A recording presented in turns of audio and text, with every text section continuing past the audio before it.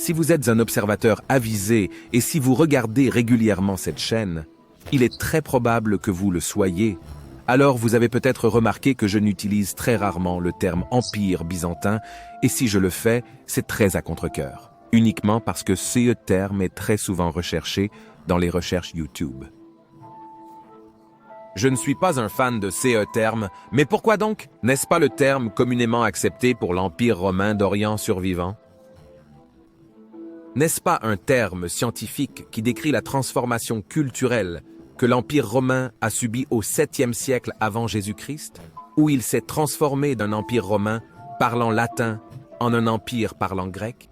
Ce terme ne classifie-t-il pas alors correctement l'Empire romain tardif comme un empire byzantin? Eh bien, pour cela, nous devrons découvrir qui a inventé ce terme et dans quel contexte il était utilisé à l'époque. Nous verrons que le terme n'est pas aussi scientifique ou neutre qu'on pourrait le penser.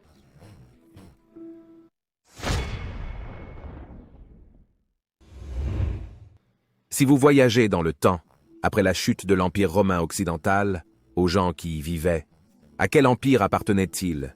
Vous obtiendriez une réponse très claire. L'Empire romain.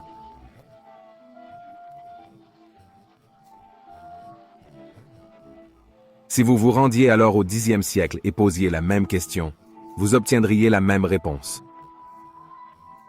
Même à la fin du XVe siècle, avant que Constantinople ne tombe aux mains des Ottomans en 1453, les habitants donnaient toujours la même réponse, qu'ils étaient romains et qu'ils appartenaient à l'Empire romain.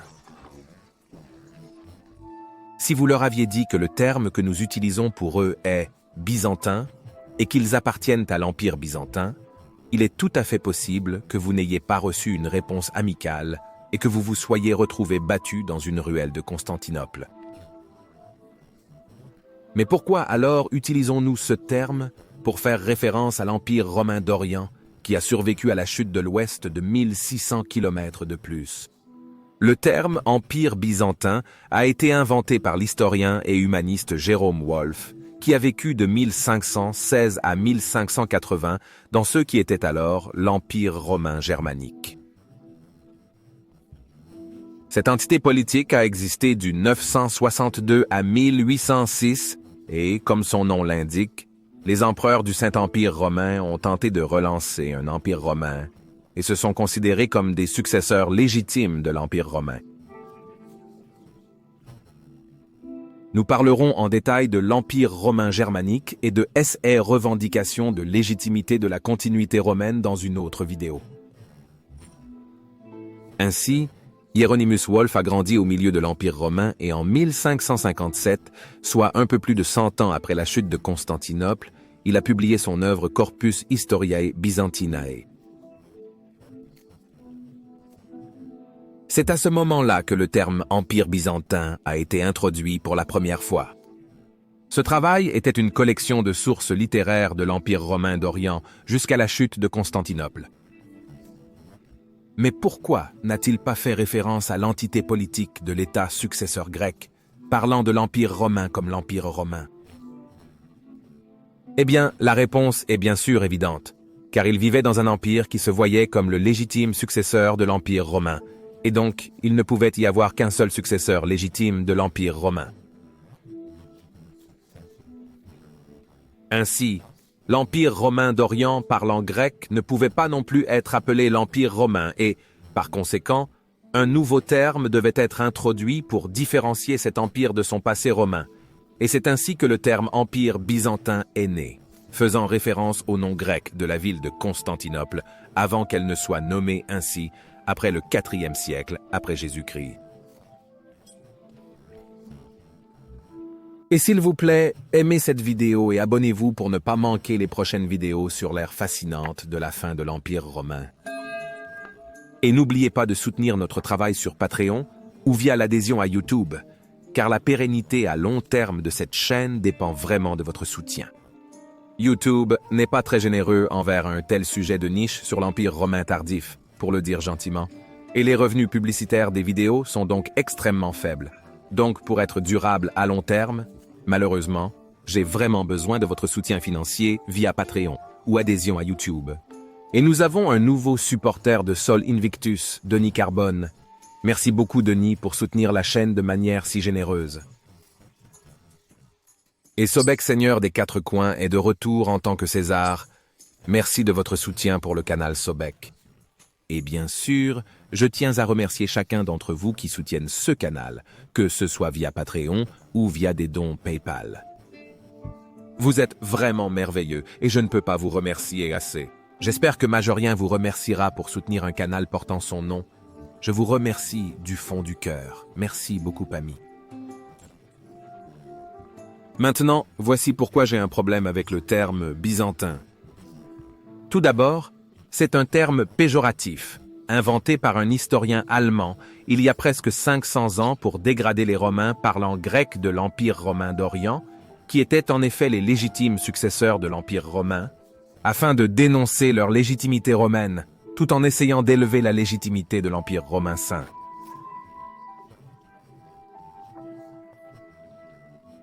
L'Est parlant grec et l'Ouest s'étaient éloignés après que l'Est n'ait pas réussi à reconquérir de manière permanente les provinces occidentales de l'Empire romain perdues sous Justinien et après le grand schisme de l'Église catholique romaine et de l'Église orthodoxe grecque.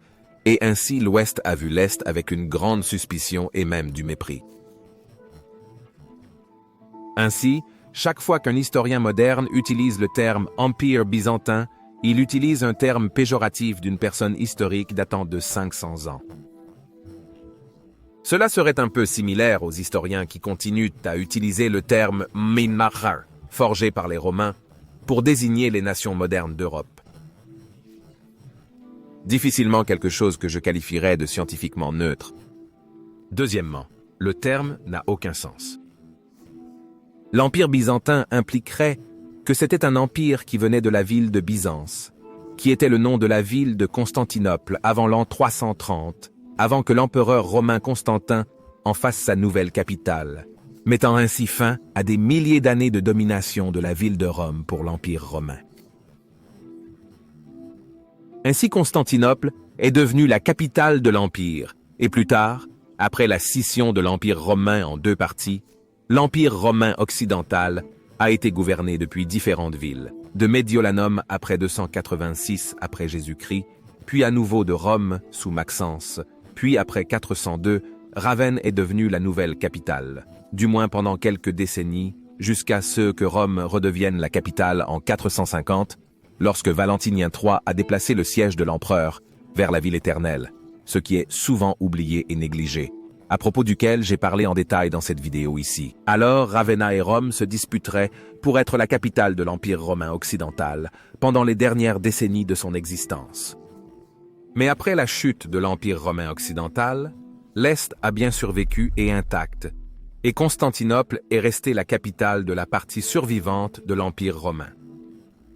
Ainsi, un terme plus logique aurait été l'Empire constantinopolitain plutôt que l'Empire byzantin, car la ville de Byzance n'a jamais eu d'empire et n'a jamais conquis quoi que ce soit pendant la période où elle était appelée Byzance. Troisièmement, à aucun moment les Romains parlant grec ne se seraient appelés byzantins, ni n'auraient reconnu un tel terme.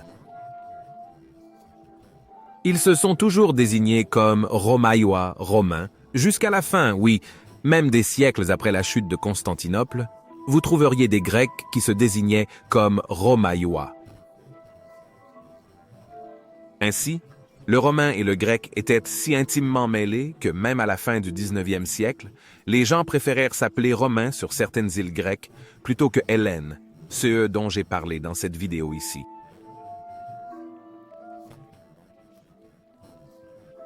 Quatrièmement, le terme byzantin n'est pas seulement péjoratif, mais politiquement motivé, afin d'accroître la légitimité de l'Empire romain germanique. Ainsi, chaque fois qu'un historien moderne utilise l'Empire byzantin ou les Byzantins, les empereurs romains auraient un sourire sur leur visage, voyant à quel point leur propagande a été réussie, si réussie que même aujourd'hui nous continuons à utiliser leur terminologie. Je pense personnellement que la science devrait être neutre et impartiale, et donc l'utilisation d'un terme péjoratif et propagandiste, clairement conçu pour favoriser un côté par rapport à l'autre, n'est pas vraiment scientifique. Voilà donc pourquoi je n'aime pas utiliser le terme empire byzantin et byzantin, et tant que cette chaîne existe, je m'abstiendrai autant que possible de l'utiliser, et si je l'utilise de temps en temps, ce sera uniquement parce que le terme est souvent recherché et uniquement parce que les gens connaissent ce terme. Et donc je dois parfois, à contre-cœur, l'utiliser. Mais de la même manière que les Américains modernes n'aimeraient pas être appelés Washingtoniens, un État successeur des États-Unis d'Amérique émergera, qui prétend être le seul véritable État successeur des États-Unis. De la même manière, je ne veux pas utiliser un terme que je suis très sûr que les Romains d'Orient, qui étaient en effet les légitimes successeurs des Romains, auraient absolument détesté.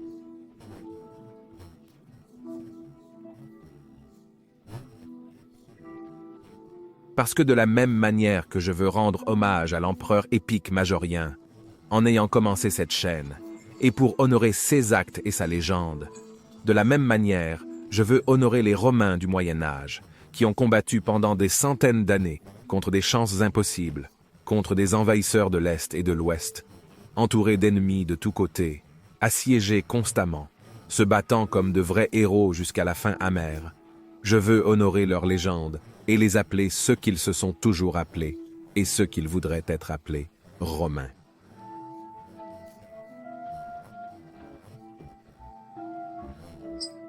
Et nous avons une question d'un de nos membres Patreon de haut rang, à savoir Al Snyder, avec le rang de Restitutor Orbis.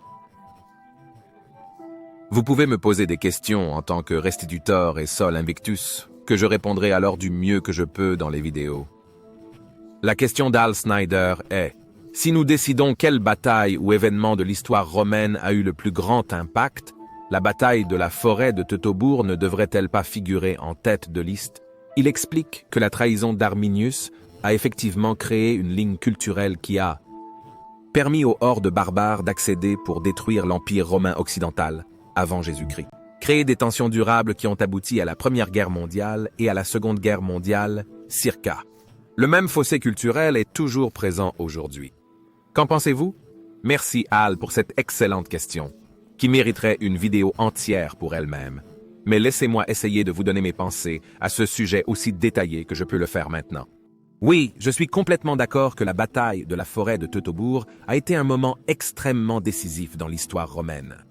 La trahison d'Arminius a été un coup dur pour les ambitions romaines de faire de la Germanie une province romaine. Comme vous l'avez correctement souligné, cela aurait des conséquences durables 400 ans plus tard, lorsque la frontière du Rhin a alors permis aux tribus germaniques de traverser le Rhin en 406 après Jésus-Christ dans l'Empire romain occidental, ce qui à son tour entraînerait la réaction en chaîne catastrophique qui provoquerait la dissolution de l'Empire romain occidental. Si la trahison d'Arminius avait été découverte par Varus, il est très probable que les Romains auraient réussi à faire de la Germanie une province romaine, ce qui aurait eu un très fort effet sur l'histoire romaine ultérieure. La grande migration des 4e et 5e siècles aurait été très différente car beaucoup des tribus qui plus tard provoqueraient la chute de l'Ouest, telles que les Goths, les Vandales, les Burgondes et plus encore, auraient refait partie de cette province romaine de Germanie et auraient été complètement romanisées d'ici 400 après Jésus-Christ dans cette chronologie alternative. L'histoire moderne aurait donc bien sûr un aspect très différent puisque l'Empire romain d'Occident, dans cette chronologie alternative, n'aurait peut-être pas chuté, ou, s'il l'avait fait bien plus tard, ce qui aurait complètement changé la composition de l'Europe d'aujourd'hui. Il convient de noter cependant que Germanicus, le légendaire général, a réussi à pacifier la plus grande partie de la Germanie et à vaincre la coalition germanique dirigée par Arminius en l'an 16 après Jésus-Christ. C'est l'empereur Tibère qui a alors décidé de ne pas faire de la Germanie une province. Même après la célèbre défaite de Varus, la Germanie aurait pu devenir une province romaine. Mais oui, je suis d'accord que la bataille de la forêt de Teutobourg figure parmi les plus décisifs et si moments de l'histoire romaine. Mais en raison de la possibilité de faire encore de la Germanie une province romaine 7 ans plus tard par Germanicus, je ne le classerai pas en premier lieu. Tout aussi fascinant est le scénario « et si » de ceux qui se seraient passés si l'empereur Tibère avait eu un peu plus de prévoyance et avait décidé de faire de la Germanie une province romaine en l'an 16 après Jésus-Christ. L'Europe et le monde tel que nous le connaissons seraient également très différents dans ce cas. Et si vous êtes intéressé à en apprendre plus sur Constantinople, vous pouvez regarder cette vidéo ici dans le coin supérieur droit. Mais si vous êtes plus intéressé par l'ancienne Rome, vous pouvez regarder l'autre vidéo dans le coin inférieur droit. Je remercie encore une fois tous les amis de l'histoire romaine. Merci les amis de l'Empire romain et portez-vous bien.